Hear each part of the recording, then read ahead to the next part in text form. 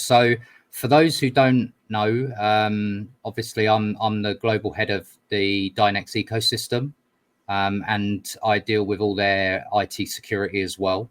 I've got 20 years of cybersecurity background, and it's one of the fundamental bits that I'm super on top of at Dynex is the high level of encryption. So we're the world's first neuromorphic quantum on blockchain.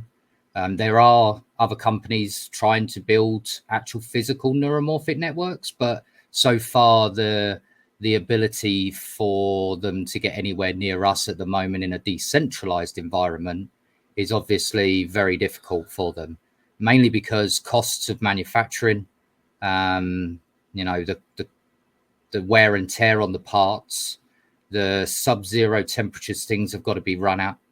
It just, the barrier to entry for basic quantum computing these days is just too expensive for most. If you're a small business, realistically, you couldn't justify using quantum in a traditional sense. It would just make no sense at all. And that's where we have come up with a unique translation layer, effectively, is the best way to put it, is a neuromorphic quantum, and the best word is annealing, which basically means that we can run quantum algorithms on traditional hardware using our own patented technology. It's a complex starting point to understand how what we've dubbed N quantum is versus quantum, right? It's actually, there's some good bits on our website about how the difference is between quantum and what we do. So we do simulated quantum realms, meaning that we can go to quantum levels without headroom problems. We can infinitely scale based on the size of our blockchain. The two models of paying for Dynex scale as well. So you can do pay as you compute, and it will just scale according to the number of variables you require. Or you can pay for a subscription model and have dedicated resources. That's actually going to be released probably within the next week or two to actual clients to actually come and register for dedicated hardware. Well, not hardware, but dedicated resources. So if you want so many quantum gates to use 24/7, you technically can. And yeah, they're sliced off of our network for dedicated resources purposes. But yeah, I mean, realistically, we are pushing boundaries of what blockchain can do. We run what's called an entangled network, meaning proof of work cannot be done without the proof of useful work element. Thus, your GPUs that are on our network are not only securing the blockchain with the hashing side, but actually doing real world actual work at the same time. It's the first of its kind to run this way. We've seen a few, like I said earlier, that have tried doing a different approach, where they're doing like large language models and abstract models on the blockchain. But we go one further than that. We can run high level scientific calculations straight on our network natively. And yeah, it's a sight to behold when it starts running, to be fair. Fantastic introduction. I guess the question is, do we want to show off it running? Like, I mean, that would probably be the sensible one, right?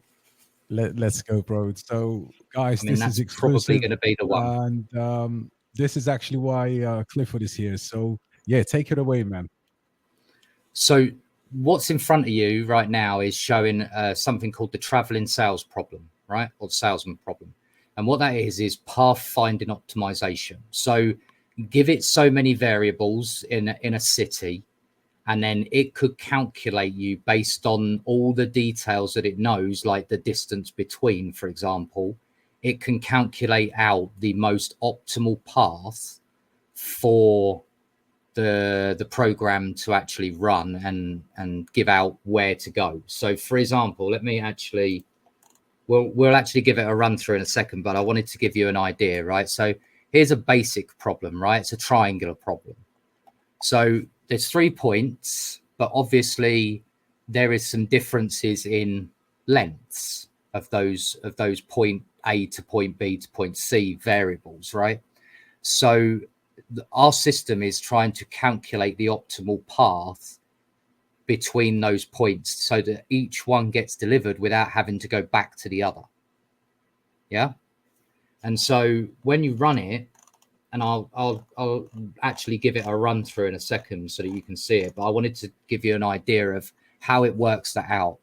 So this is one option, but this is wrong because that's going, because what it's doing is point 1 to 2 is the shortest. So that's where it's going, right? But then it also had an alternative path that it could have gone. So therefore we can run an optimization program over it that uses quadratic equations using DMOD Cubo sampling that runs natively on Dynex, and we can spit out an alternative path to run based on where you're going, because it'll actually work out all the variables, not just one point to point. It works out them all. So it knows where you've moved to and therefore can work that out. Now, in an ideal world, that can be calculated on a normal CPU, right? That example anyway, because it's not too complex.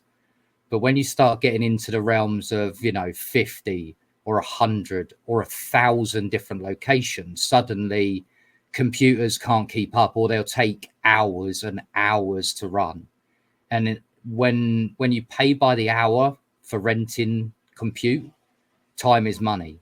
And so we can run on our network a problem that's a little bit more complex, for example, like this one, whereby it can find you the optimal path straight away.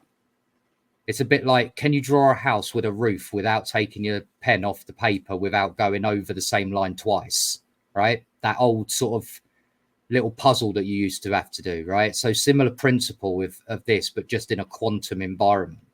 And it's super cool to see how after running, right, it runs through a few different iterations and then comes out with this as the optimal path, which obviously is very different than what most people probably would have expected. But there's nothing to say you had to follow the lines. Yeah, that's how quantum works. It doesn't follow traditional patterns. You can tell it to go off and find a pattern between 2 points that you might not even consider at one point, right? Because it can map out how the distances are between, all at the same time. Best way to think of it, actually, the best way to think of Dynex is think of what's actually the most powerful computer we know that currently today. It's the human brain, right? The human brain is by far the most, powerful computer we've ever seen. We still can't even get close to what a brain can do. We're getting there, but we're still some way away considering, right? Well, we used biology-inspired mechanics to build our own platform. That's how Dynex is built, much like a big old brain, right? And so whereas like we're talking right now, right, you're seeing, you're hearing, you're smelling, you're able to have all those senses running all at the same time, right? Parallel jobs at that point. Well, Dynex is now able to run the exact same way by running massive compute parallel, meaning that it doesn't scale like a traditional machine would, where you just give it double the RAM, it's going to go double the speed. It's not. It's more logarithmic. So effectively, it can just go off on a real steep trajectory like this, and suddenly the variables that you can process at the same time are huge in comparison. So, I mean, this is just one of them. I guess we probably want to watch this run, right? So let me just we'll just restart. Yeah, brilliant. and have this actually calculate out. So if I come down here to where it's actually going to spit out Dynex code.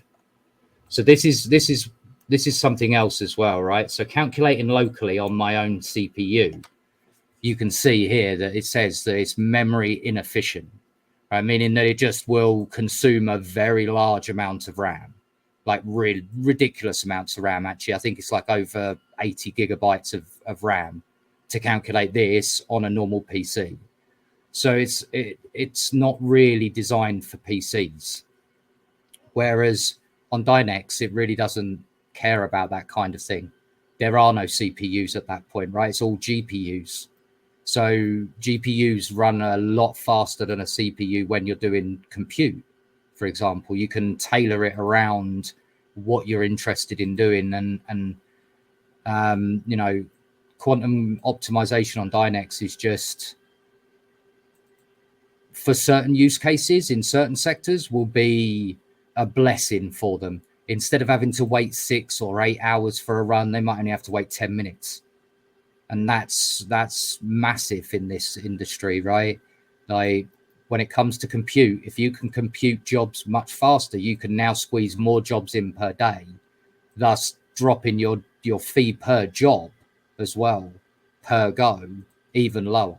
You know, it's a really interesting way of doing compute. And I think that we're still not 100% happy with it. Like, we're never going to be happy with it. That's just how we are. We're a bunch of, you know, there's 37 people working at Dynex now, and 25 of those are all just the biggest nerds in the room. So, you know, like, we really do enjoy what we do. We get to play with some cutting edge technology. We get to play around with stuff that not many people in this industry get a chance to play around with. So we all love doing this. It's why we've all decided that, you know, there are some staff already at Dynex that have turned down job opportunities already at big AI companies because they'd rather stay with Dynex and push forward with what we're doing than just sit on traditional compute for the rest of their lives. And you can see here that it's already running through. I'm look, so you can see here that where it's just, so that used 53 quantum gates and 17 qubits, which isn't a lot. It's not huge amounts.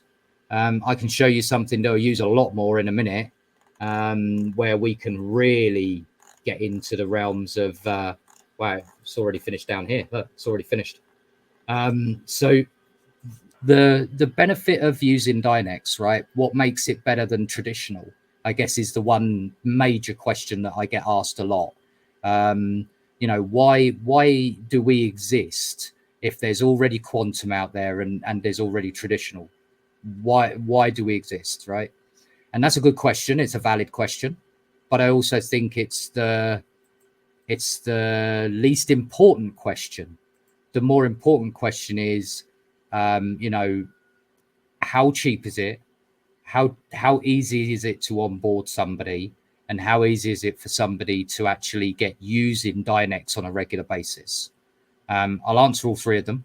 The cost is obviously, depending on which route you go, pay as you compute or monthly, it will be massively cheaper, somewhere in the region of about 90% cheaper, realistically, compared to traditional methodology. So, you know, physical quantum computer, it would be like 200% cheaper at that point, right? For like AWS services and such, for renting GPUs to do the compute, it's anywhere between 50 and 90% cheaper, which is amazing, right? The barrier to entry for most guys to get into quantum is so expensive that it's a very small group of people that actually have the luxury of using it.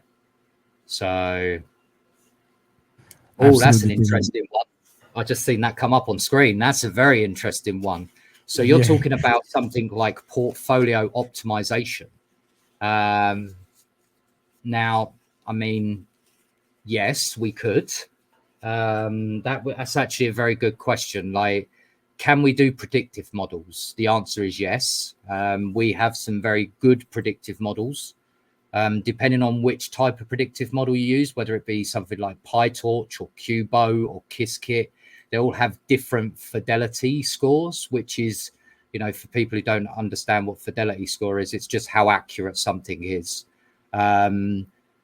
Depending on the type, we can be anywhere at 99.998% accurate, down to as low as the lowest I've seen is like 97%. And that was only because it wasn't refined out as hard as what it could have been further down in the road of your coding. But yes, the answer is yeah, you could really do some heavy price calculations. I'm actually working on some portfolio optimization code as we speak, to actually showcase that exact scenario, funnily enough. Mine so far is with stocks and shares, but it wouldn't take that long to adapt it for the crypto market. Brilliant. And so, let's give you some Tony here is going to give you some flowers, well deserved. No, thank you for the kind words. We're working hard, and we don't stop. Most of us work 7 days a week, just because we enjoy what we do, right? It's how we all are. All of the leadership team, and that's like now 11, I think there is, on the leadership team, and all of our staff, they work hard. You know, they work hard. They understand the concept. They understand where we want to go and where we want to end up. But yeah, we've got a team of very hardworking people, to be fair. And I guess the other question that came as part of the last question was, could you tell us more real examples where you could use quantum tech? And that's a really good question, because yes, is the answer. There are some amazing things that you can run in quantum space. So we released at the beginning of this year something called QCFD, which is quantum computational fluid dynamics. And for those who don't understand what CFD is, it's basically how wind or air in general and liquids interact with objects. So that could be a car, for example, right, for wind tunnels. It could be underground mapping for pockets of oil, for example, right? Liquid. At that point, you could use it as a mapping technique.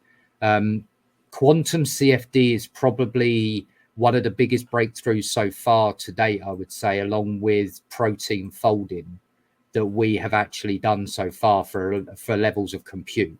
It's off the chart complex, right? So to give you an idea, you know, I recently spoke with an automotive company. They spend over 100,000 per day in CFD. Why? Because every time they've got to make a change, they've got to rerun it, right? It's just an obscene level of money. We're talking millions of dollars a month in that regard, right? And we could technically run their code on Dynex for a fractional of the cost. We actually benchmarked it. One H100 GPU from NVIDIA, that's their flagship current model before Blackwell comes out, against 1,000 quantum gates on Dynex. Well, actually, it's not even 1,000 quantum gates. It's more like 400, but 1,000 neuromorphic Dynex chips.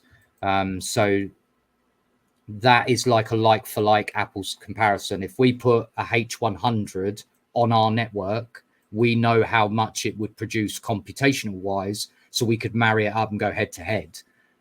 We were 95% faster and 90% cheaper than an actual traditional H100, and that's a $40,000 GPU.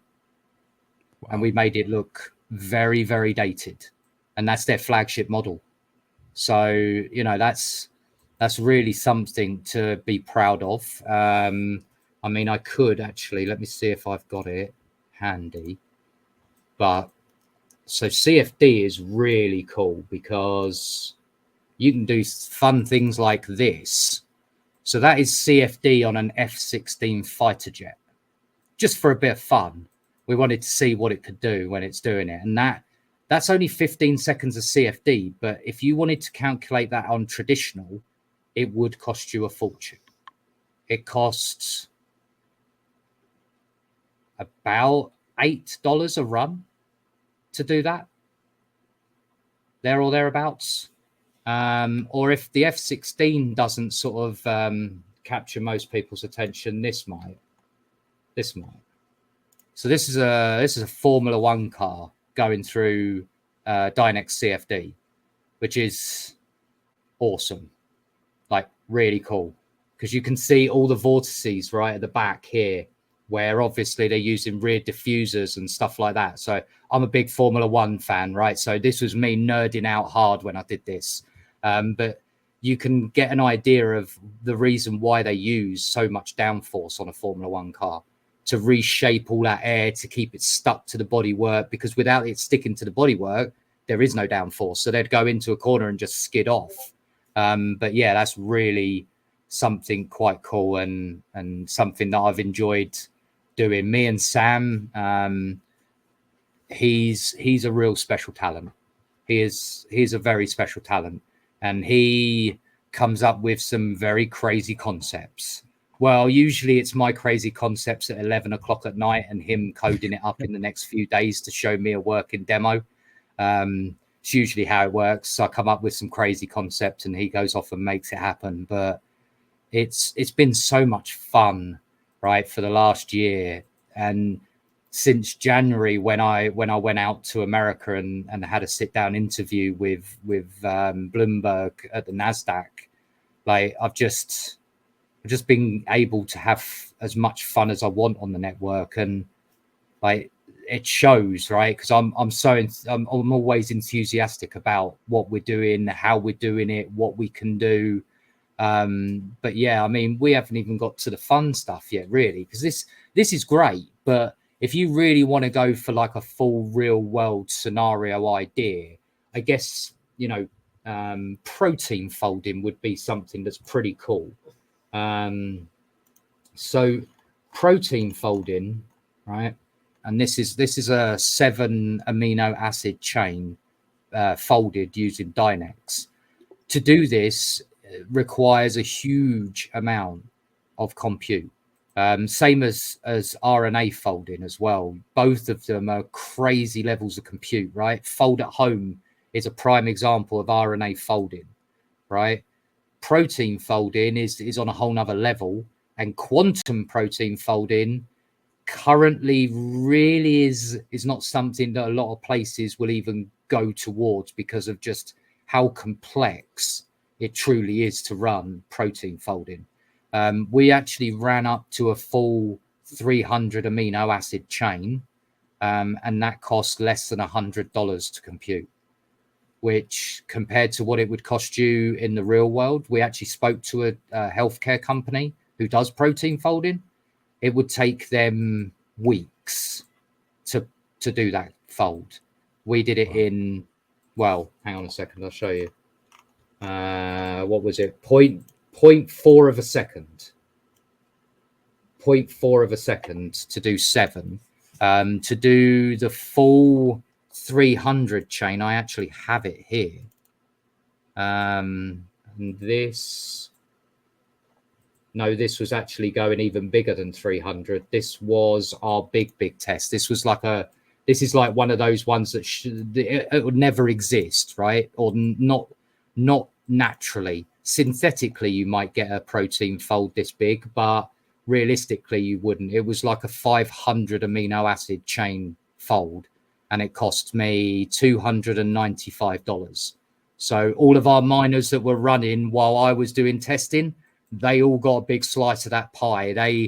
They really did have a good day while I was doing a lot of testing, because I do my testing on chain, right? So that means every time we run, everyone gets paid for that exact thing.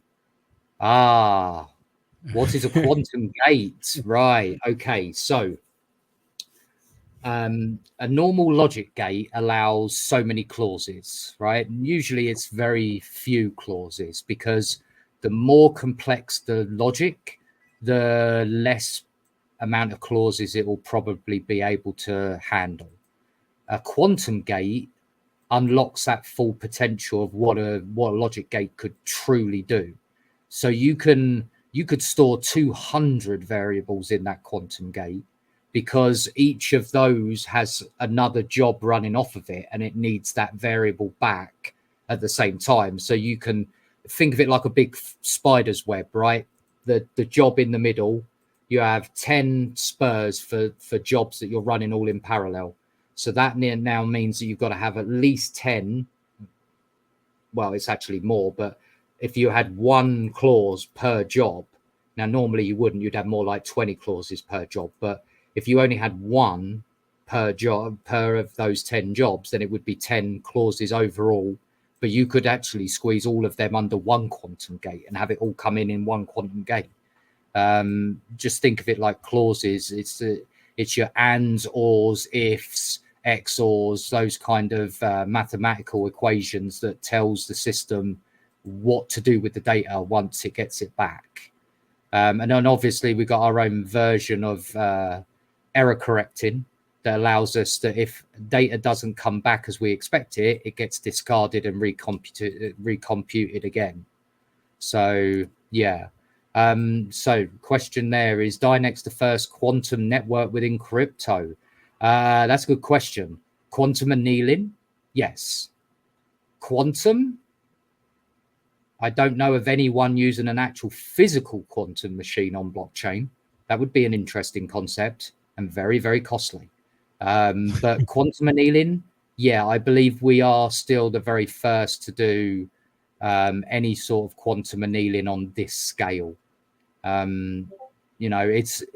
It's quite a task to be able to do the kind of compute that we're doing already, and we're only a couple of years now to the point where, well, it's more like 24 months old now, I think. No, it's not even that, actually. It is 18 months since the blockchain come up, September 2022. We had 2 years of development before blockchain. So that was using like 100 FPGAs to just work out whether the job was able to be run on FPGAs. It didn't scale nearly as big as we would want it. So we decided to scrap the FPGA idea and actually go blockchain.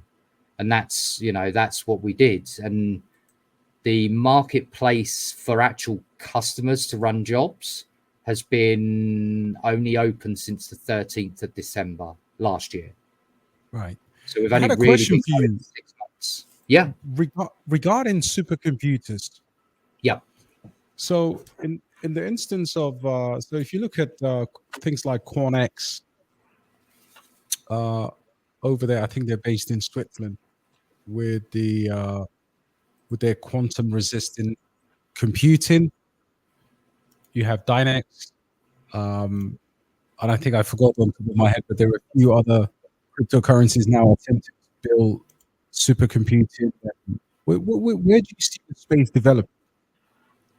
That's a really fascinating question. Like, what we could see come out of this, I guess, is we could see something that either bridges the gap between traditional and quantum, right? Like what we're trying to do at the moment, becoming more the norm, or we see something other than quantum become a reality as an alternative computer.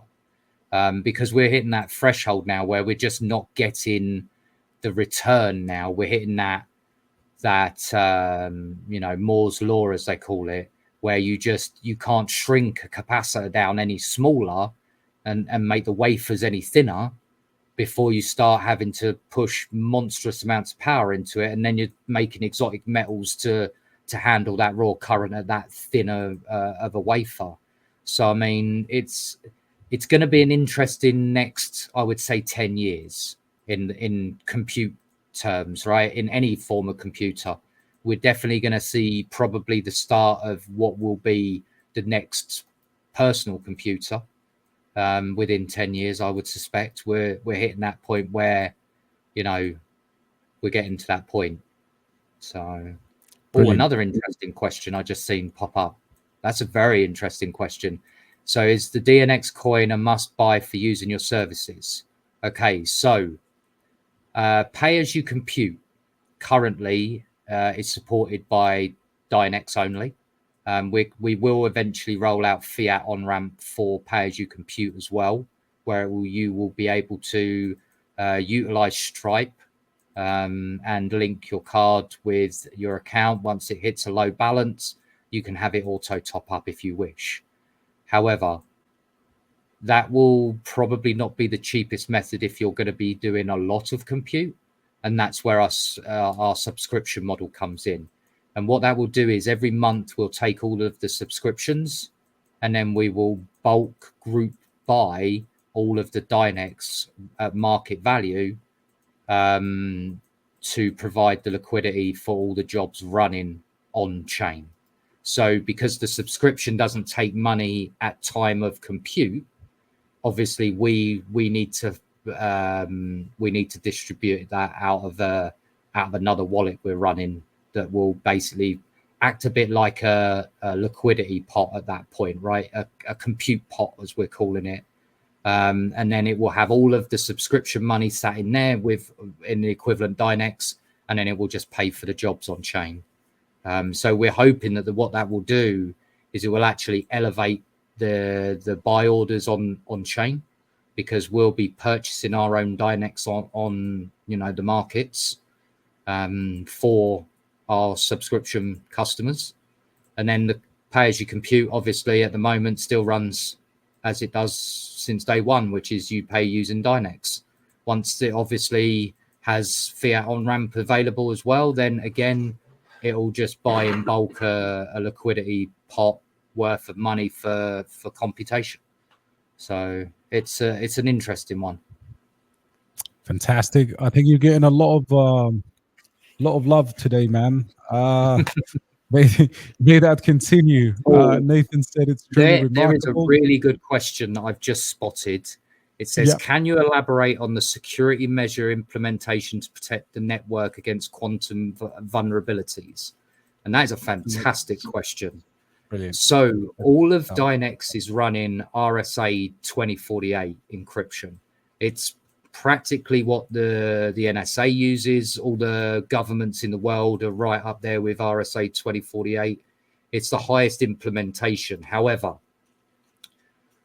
given my expertise level and in cybersecurity, I understand that RSA 2048 will only get us so much cover, shall we say, when we could have somebody try and be very nasty and use our own services against us, right? It's not quite as easy as just flipping a switch. You'd have to code it, and there's a lot involved. But having somebody use our own services against us would be really bad, right? So we came up with a very unique system, and that is well, I won't go into too much detail, but think of it like this. It's a quantum fingerprint. And each job that's run has a unique trace. From those traces, we can get an idea of what you're trying to run. We don't look at what you can run because it's encrypted, but we can get a rough idea of whether it's predictive models or something nefarious like trying to crack passwords. If our system deems that it's unsuitable, it's rejected immediately. If it can't decide whether it should be allowed to be run or not, it will be held for review by our Dynex ethics committee. And that's made up of some of the biggest names in the industry. And those people will make the final call whether they deem it should or shouldn't be run. And of course, because Dynex has to KYC, because we're a European company, we have to make sure we're all covered. I would not advise anyone to try doing that when there's KYC involved, because that would be a really bad idea. But we are forever pushing the boundaries of what we're going to do. And RSA isn't enough for us. We're now looking at a form of quantum encryption that will move the barrier of what it truly means to be secure. If I can, and we're determined to make this a reality, right? So the concept of what we're doing is so out there and outside of the box thinking that it's going to take the combination of two very talented coders, quantum physicists, and some very, very high-end science. So we're going to go really to town with the encryption, because if we can't showcase high level of encryption, then people are instantly going to be asking that exact question: what vulnerabilities are we open to? And so far we've had ours pen tested a number of times, and everything comes back safe to use at the moment. And that's super important, that we make sure that we hit that, you know, on the you know, money every single time. We don't want to leave ourselves open to the potential, right? That would be disastrous in my view, from any business perspective, right? Forget it being about blockchain. You get hacked. That's you know, business 101. Don't get hacked. You know, do your best to try and eliminate as much of it as you can.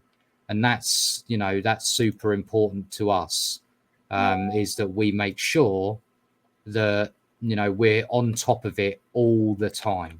And I mean all the time. That's one of my biggest parts of my job, is to make sure that we're, you know, making sure that our staff are trained well enough to understand not to be clicking phishing links, you know, understanding and setting procedures in place for if any type of hack attempt happens, what are our procedures? You know, myself and Ivan, the head of platform development, have had a lot of conversation about backwards and forwards around this. Like, there has to be a certain level of procedures. We have to implement them, follow them rigorously. And if any vulnerability is announced to us, we do have a bug bounty program for anyone. It's open to anyone, right? If you are a white hack and you want to have a go, as long as it's for vulnerability testing and you want a bug bounty, we're okay with that. You find something, we're very open to, you know, giving a reward to that person who finds that bug. Now, do we have obviously, any hackers in the building? Sorry. I just said, do we have any hackers in the building? In the comment section, any ethical hackers? Look, fascinating. First of all, I wanted to ask you, many of the investors of the Yep. asset, I want to give an opportunity to people like John here, just to try and understand what your perception would be, because I truly believe that this is a undervalued gem as an investor. Yep. And what makes it more exciting for me is the fact that it's got this unbelievable technology that we're all fascinated by. But where do you see this question? I think this is a question on every investor's mind in this cycle. Okay, so obviously, from my Dynex perspective, obviously we would love nothing more than to have, you know, the highest market cap possible and the highest token price possible. Obviously, we know that utility coins don't tend to fare as well from the upper marks as some proof of work coins have done. But we're trying to change that. We're trying to make us be the first to break that trend of utility coins not primarily doing as well as other coins.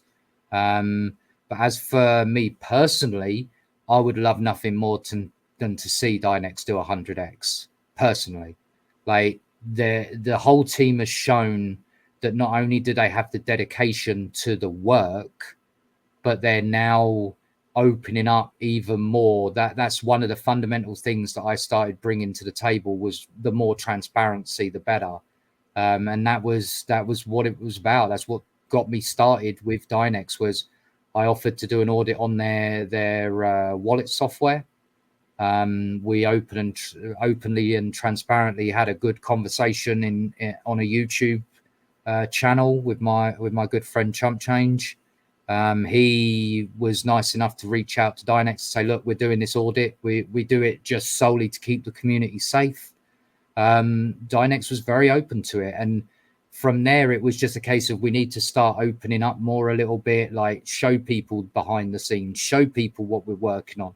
The more transparency, the better. And to the point, we've even gone one step further and deprivatized the chain now, because realistically, we only originally took that approach because we thought one direction that we were going to head towards would need the privacy aspect. But once we found a better way to do it, that privacy wasn't really needed anymore. So we actually found a way to turn the privacy aspect off of the network, and that solves a huge problem with the European Union and coins and utility coins having privacy chains. No exchange is going to touch any of those in Europe going forward. Like they threw massive legislation at it under the MiCA is the terminology for it, but they threw awfully loads of different roadblocks in front. And if you're wanting to do business in Europe now, you pretty much have to adhere by it. There's no getting around that. So well, that's interesting because Mika came in our discussion several times, and I said, look, it's going to be largely positive unless you're holding Monero or perhaps even Zec now or some of the privacy coins.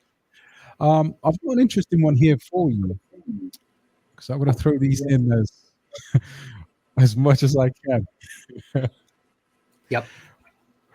Yeah, this one's an I like this one. So currently the proof of work mining component taxes GPUs by 30 to 50% depending on the GPU. Will the proof of work part be changed, altered down the line to make it less taxing and still ASIC resistant? Right. Okay. So I briefly touched upon it earlier where I said that POW and POUW are entangled, right? We're going to eventually end up with what we call absolute entanglement, whereby the POW and the POUW effectively work as one. It will truly be the purest definition of an absolute entanglement. It's actually a very scientific terminology, but imagine two parts, one fitting inside another part, right? You wouldn't see where one begins and one ends. You would just see the whole, right? Because one is inside of the other. And absolute entanglement is where we're heading, and that will considerably drop. And I mean, Dynex is already a very efficient mining algorithm as it is, right? It's not the best, but it's also nowhere near the worst, right? It's not like a Raven coin on some GPUs where you could be pulling, a lot of watts and a lot of heat in the summer. But it's not also the very lowest. It's not like, some of the Casper forks recently, we've seen very low watts out of those. But when it comes to the POW aspect, there will always be the need to do the hashing part, but we're hoping to have that wrapped up inside of the POUW part very soon. Actually, I'll actually make a note to go when we do our next Dynex developer call. Me, Ivan, and Davey. I'll make a note to actually sit down and discuss a little bit more about the absolute entanglement as well, so that it can make a little bit more understanding of how we're going to push it to that way. Brilliant. More gems coming your way. Oh yeah, absolutely. You guys are giving good questions today, right? So, are there any ongoing research collaborations with academic institutions to advance neuromorphic computing within the blockchain space? Now, I can't obviously give names per se because we're locked under an NDA at the moment, but we have had 3 or 4 discussions with quite prominent universities.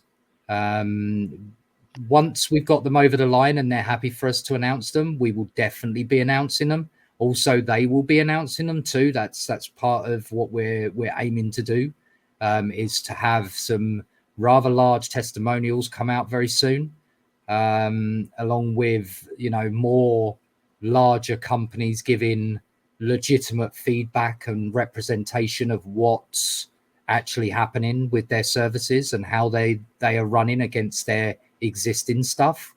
So universities, we've actually just took on a new Dynex head of academia who will actually work with all of the universities to actually bring on more and more of the academic side of things, because we believe that if you're going to legitimately have academics using it and so forth, there's going to be a certain level of training that has to go into this, unfortunately, right? So we're actually building out a full bit like an educational suite per se for the next generation to learn Dynex code. I've got a little protege. He's 10 years old. He's writing on Dynex right now. Like, he's playing around on a quantum supercomputer. Like, 10 years old. I could only dream of having that kind of access at 10 years old. So I would love nothing more than eventually he becomes the next, iteration of our Dynex coders down the road when he's that 18 years old and he's looking for a job. Hopefully by then we'll be in a position to bring him on and he can come and work for us. Fantastic. Let me grab some more here. Appreciate Mo. Thank you very much. There's another question here. Oh, any events coming up? Very good. That's a good one as well. So yes is the answer. We are at London Blockchain tomorrow, or I am, along with 2 others. We will be there the whole event, all 3 days. So 21st, 22nd, and 23rd. We'll be in London. If anyone is in London and would like to come along and have a meet up, I'd be more than happy to.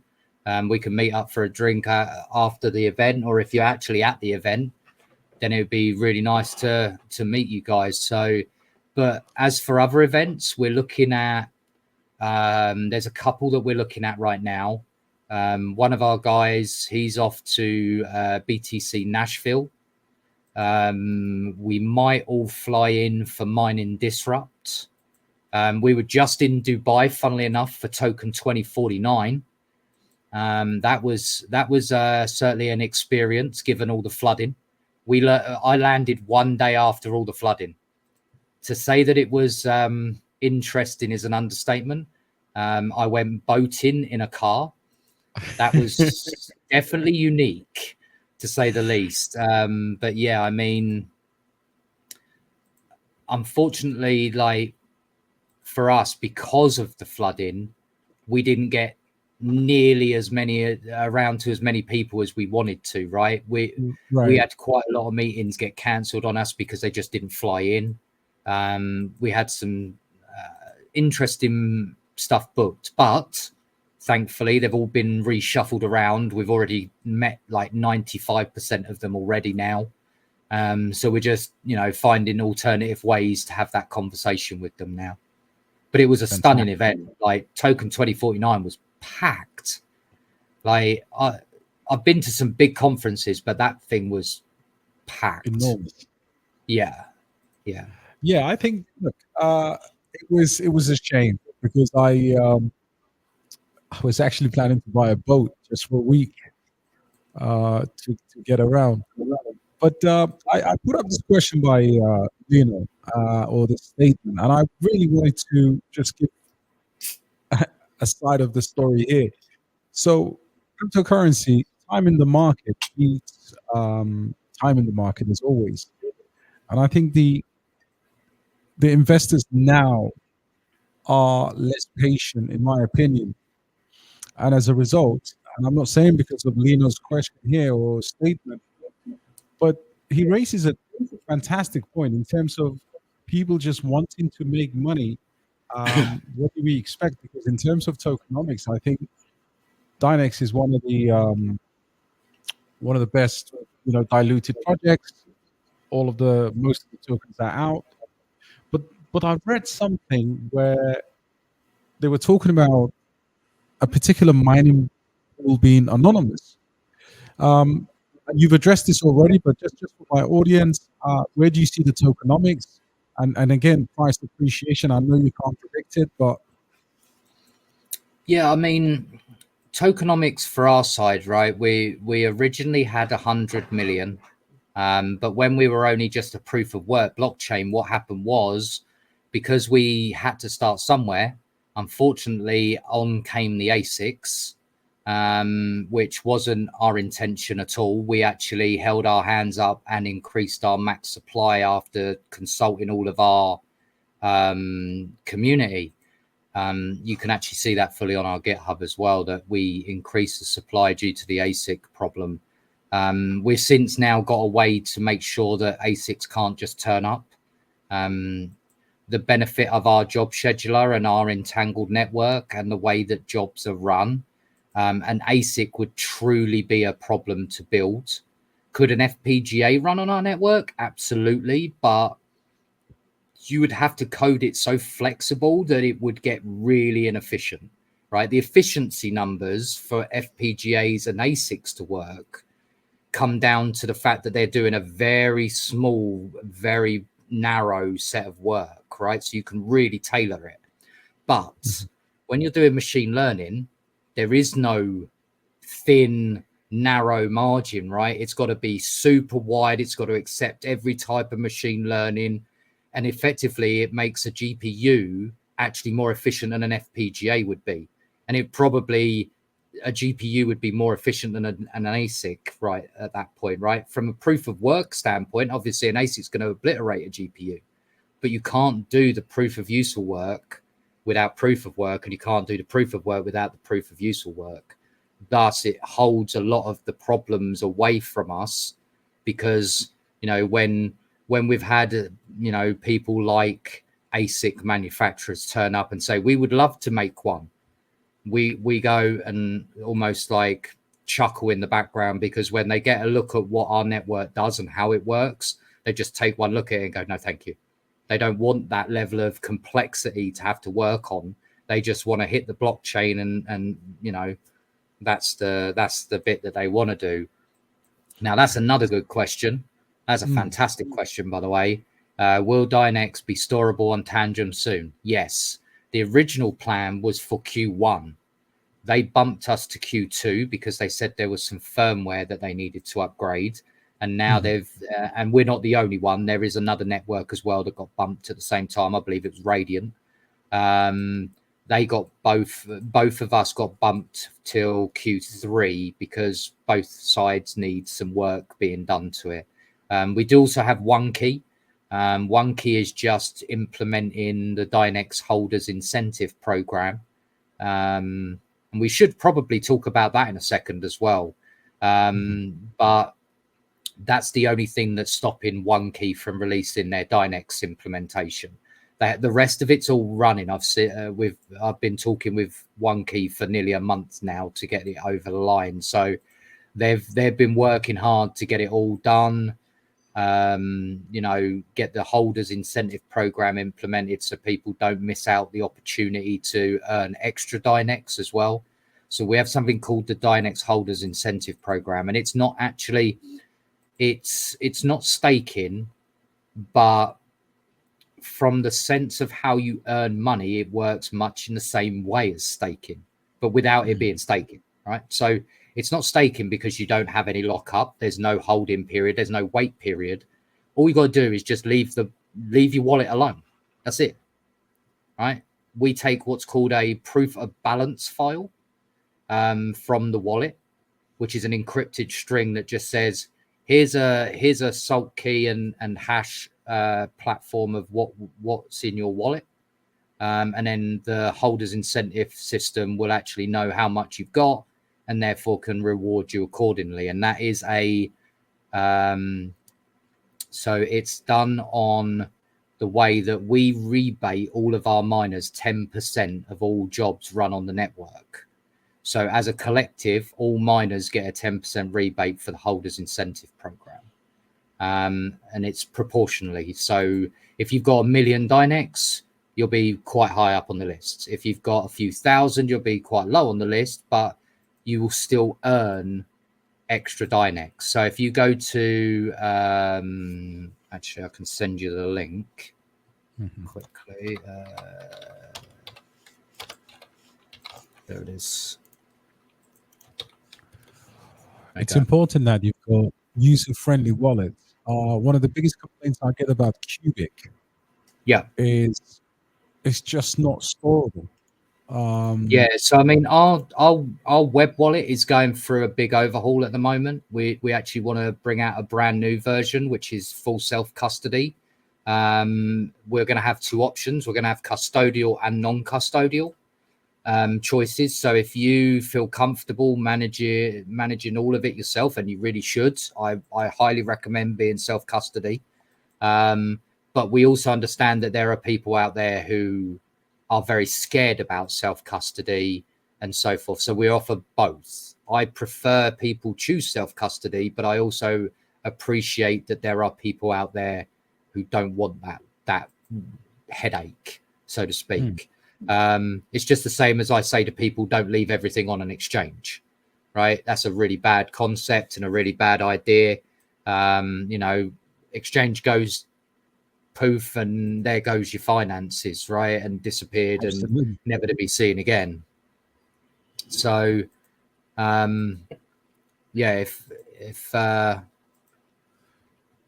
sorry Cliff, wanted to just touch on this before we move on. So I mean, this is all accurate right now. Correct. Which is amazing for this cycle anyway. So to go back to Lena's question about where you want to be in a bull market, you have all the tokens almost out. You have, volumes coming up for 45 million in market cap. And, when we talk about a potential 100x, it's not beyond the realms of possibility, because what not outside of the realms. Before, we just never had a deep in, and of course, supercomputing narrative. So if you look at this now, we've got NVIDIA coming up with the earnings at the end of the month. And possibly we can have a crazy run. Therefore, you see utility tokens in this cycle being different. That's an interesting one, because a lot of, I've also read a lot about BlackRock invested in real world assets, right? On blockchain.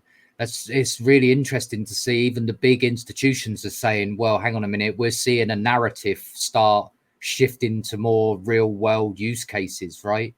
And they're starting to now buy up those kind of cryptos. So could Dynex do 100x? Absolutely. I would be kind of disappointed personally if we didn't at least do 50x. For me personally, that's what I want to see. From Dynex perspective, we know where we would like to be. We understand that, we don't need to be at the sort of money that Ethereum is costing or a Bitcoin, right? Because utilities have to be affordable. That's the whole concept of a utility coin, right? It's got to be affordable. But could we see a $50 Dynex? Of course. Could we see $100? Absolutely. It just needs the right customers to start using it. The volume on our marketplace go up, the liquidity going back into our ecosystem from the marketplace. Obviously, that's been going up on average about 18 to 22% every month since we opened. If you scale that up, by the end of the year, we'll be doing almost double what we were doing this month, which is excellent. Most companies would only dream of getting a 20% increase monthly, of utilization. That's amazing in our view, right? It's something that even we weren't factoring. We thought maybe a 10 to 12% every month. To actually be closer to 22 is pretty good as for the first 6 months. And we've only got, we've got much more coming out in the long term. That's the $1 million one for us is we got something that we're working on. It's Dynex LLM, right? We know that people want to run large language models on Dynex. running large language models in a quantum environment is very tricky. So we're developing our own unique solution. Oh, look, and you pull up the question straight away. Let's see. Yes, right now we can't run LLM, not natively. We can do something called transfer learning, where you can do the training aspect of LLMs on chain. But right now for LLM strategy, and you just, yeah, there you go. See, it's in progress. And yes, layer 2 evaluation is something that we're looking at for bridges for all, other networks. If they would like to run Dynex themselves on their chain, we have something that we're developing called Dynex Solve X. So that would allow somebody, say a Casper, for example, right? Say they wanted to do it and they wanted to offer it using Dynex. The layer 2 acts as a bridge to allow us to pay Casper services in Dynex, then have it like atomic swapped into Casper to pay their miners, right?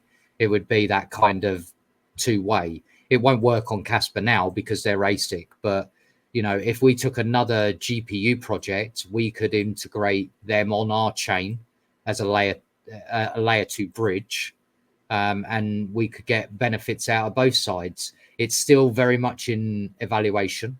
I know Ivan and Adam, the platform developer, and also our AI guy, they're both working pretty hard on Dynex LLM to make sure that we not only have the platform to do the LLM translation and everything like that, but also that it works in a way that is completely interoperable with services that are already existing, like a chat GPT, for example.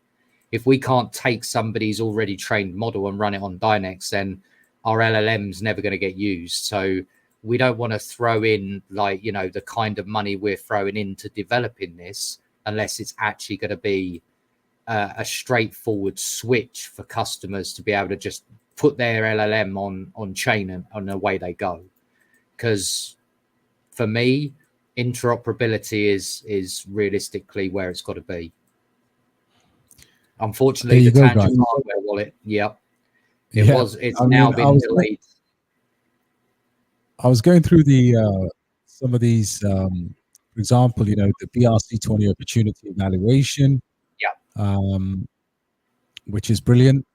But just to go back earlier, in terms of holders, interesting. This is the link that you shared with me. Yeah, so this is the holders incentive program. And of course, you've got to hold it in the wallet. There's no need to stake it. Nope. You just have to hold it in the Dynex wallet. You don't even have to lock it. There's no warm-up period. There is just you hand us a proof of balance, for example, and every month you're registered based on that proof of balance. Now, obviously, if you buy more, you've got to generate a new proof of balance and update us. But that is the choice of obviously us not going staking. We didn't want to have the issues of SEC or Mika or any of this going, oh, well, staking and all of this. No, it is purely a rebate program at that point. The way that it is run is much like a rebate program. Fantastic. And it wouldn't matter whether you had a Tantrum wallet, One Key, Dynex wallet. Nope. Brilliant. You just pop your address here. Correct. And you enroll. Yep. Amazing. And then, of course, you get there's a recent payout histories. Yep. You can load some more. So you can see all the it's very transparent, right? That all of the people that are registered for the holders incentive program are all on that list. If you scroll down to the bottom half, every person that is registered, a bit further down, you'll see there's a list of registered DHIP members, and they are all the wallets that are registered for DHIP. So you can actually go and check like the top 10 holders that are registered for DHIP. You can see how many people are quite fairly large holders of Dynex, to be fair. There's some really big people that are holding Dynex. But then there's also people that hold a few hundred that have registered for the privilege of getting some extras. Why? Because, you know, that's the best way to do it. Open to everyone. Brilliant. I've actually got another comment here, which is great. Without being funny, the tech screams for billions of dollars. Yeah, absolutely. I mean, when you look at the valuation of the entire deepen market, and you see how small it is, yeah, compared to even meme coins. Oh yeah, like honestly, the whole deepin industry as a whole, like the whole market cap of every deepin added, it doesn't even come to 1 or 2% of the whole, which is quite shocking actually, to be fair, because some of the best projects right now out, I would say, are in the deepin area. We've got there's a whole bunch of really interesting projects in the deepin space. Wow, it's been, look, I think the growth here is going to be absolutely incredible. I agree. And Dynex just being wedged in a kind of, you could see the quality. I always say to my guys here, look, guys, we've got Octospace, Demo, Tangle, Dynex. This is the opportunity. We're in the business of making money. And Sure. you understand that tech, maybe not, it flies over your head because this is obviously a proper project. But the upside, the room to the upside, in terms of tokenomics, token economy, wallet integrations, which are all actually, people don't realize how important wallet integrations are. So I am super excited, man. Look, I'm a holder, and that's why I made the video. I wanted to educate the people and say, look, is this still a good investment? Absolutely. But I'm going to ask you, with the launch of Peak, with Aether coming into Deepin, where do you see that battle going in terms of truly a fantastic Deepin projects? It's a good one. I think over the next year, maybe next 18 months actually to 2 years would probably be more accurate, but we're going to see a lot of RWA stuff and deepin really take off. I really do think that. And obviously, would we like Dynex to be attached to that when it starts all going up? Absolutely. We haven't all signed up for 3-year contracts and 5-year contracts for no reason, right? We're here to not only build a platform, but as a company to make money, right? If we can't make money, then the company can't exist. And that's the reality of it. We're not just here to build a platform. That's ultimately the end goal, but we've also got to pay the bills. Our overheads are respectable given our size of our company. They're very respectable, but it could easily very much, like we've seen with some projects, slip massively into huge monthly outgoings. And thankfully, the way that our network runs at the moment, it's very manageable. It allows us to bring on more staff, to be more, comfortable in the long term. The founders have been brilliant, both of them. They have poured a lot of money of their own pocket into this, right? It's all self-funded. We don't have VC money. We do have VCs who have invested in buying the token, but realistically, they're not invested in the company like that. We even have a few VCs that give us strategic partnerships and so forth, for giving us advice, opening doors to clients, that kind of thing. So we recently announced Humla Ventures. Greg over there has been fantastic with us. He's actually on our leadership team as an actual advisor. I love having conversations with Greg about where he sees the market.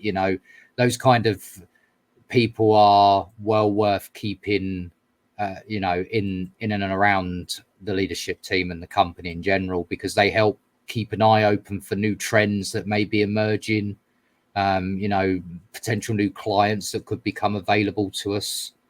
It's an interesting one, but I love that question from Nathan, because he says, I'm not putting 10 billion, long term out of the question. I think you're absolutely right. Like, if we get some big players in the industries to come on and start using Dynex, they start talking about using Dynex, suddenly it'll get some traction, and then next minute, we could do 10x over a couple of weeks.